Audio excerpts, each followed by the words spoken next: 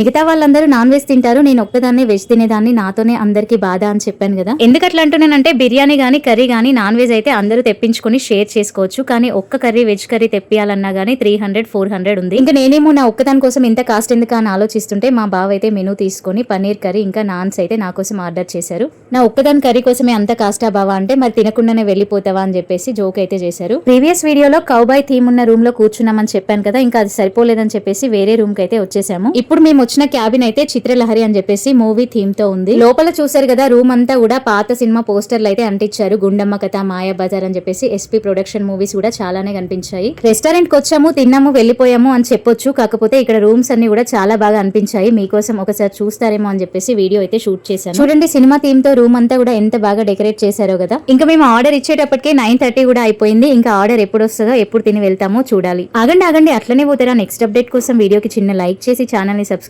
చేసుకొని సపోర్ట్ చేయొచ్చు కదా.